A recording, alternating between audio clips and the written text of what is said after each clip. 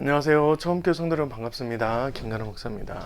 네, 오늘도 하나님께서 오늘 하루 허락해 주셔서 귀한 말씀으로 함께합니다.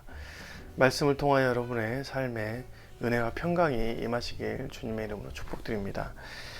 네, 오늘 말씀은 시편의 말씀인데요. 시편 64편 1절부터 10절까지 내용입니다.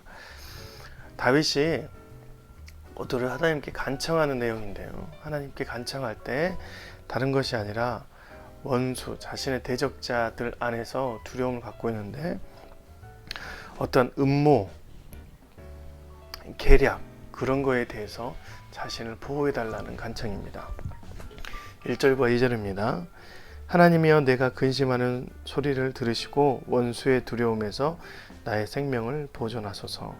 주는 악을 꾀하는 자들의 음모에서 나를 숨겨주시고 악을 행하는 자들의 소동에서 나를 감추어 주소서. 네. 하나님 앞에 나아갈 때 자신이 대적자를 향해서 두려움을 떨고 있는데 그 대적자들이 나를 향해서 다가오는 것이 마치 나의 생명이 보존되지 않을 만큼 나의 생명의 위기가 있을 만큼 두려움이 있는데 그 두려움이 뭐냐? 악한 자들을 꾀는 음모 속에서 있었다라고 합니다. 그리고 음모를 통해서 행해지는 그들의 소동이 또한 그들의 행위가 결국에는 자신의 생명을 위협할 정도였다라고 하는 것이죠. 물론 우리의 삶이 다 선하진 않을 겁니다.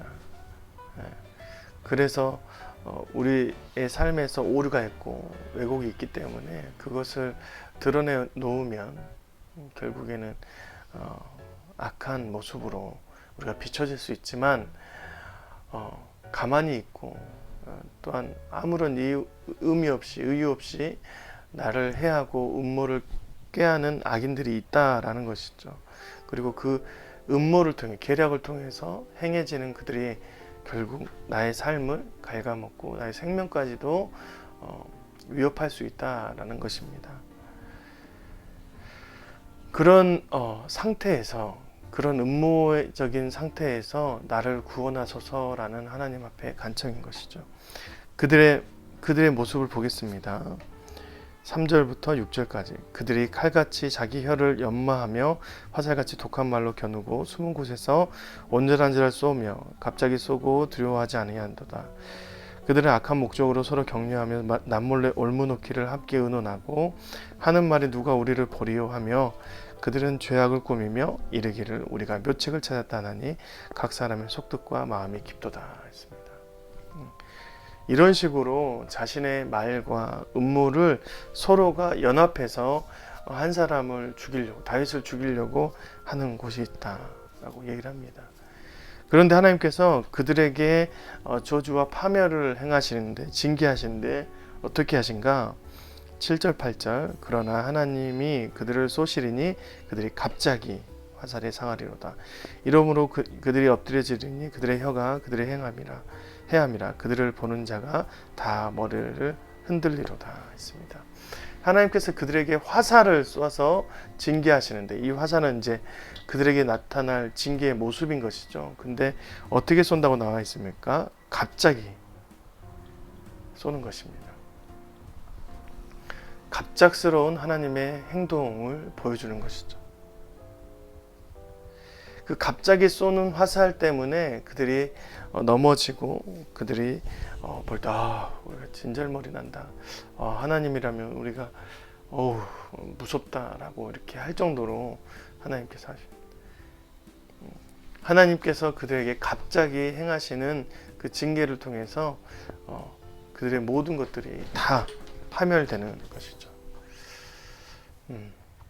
하나님은 왜 갑자기 하실까요?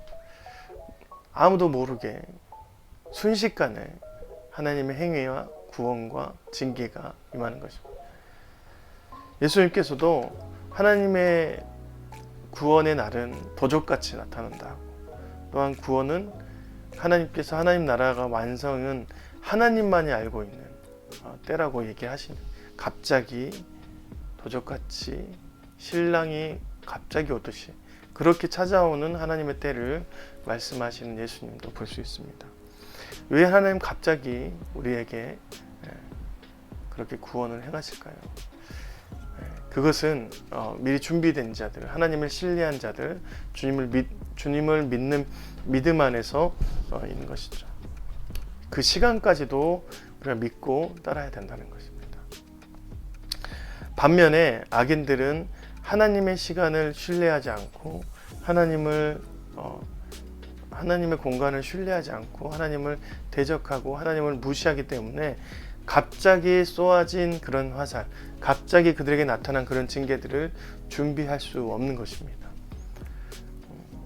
우리에게 갑자기는 하나님을 신뢰하고 준비하고 하나님을 바라볼 수 있는 시간이지만 악인들에게는 그것이 전혀 두려움 없는, 전혀 준비 없는 굉장히 큰 징계와 저주의 거리가 되는 것이죠. 그래서 하나님의 이 갑자기가 우리에게 다가왔을 때 우리는 준비하고 주님을 신뢰하고 주님께 나아가는 예배의 모습이 되지만 악인들에게, 하나님 믿지 않는 자들에게는 굉장히 큰, 또 느낌적으로도 굉장히 영향력이 엄청난 그런 징계의 모습이 되는 것입니다.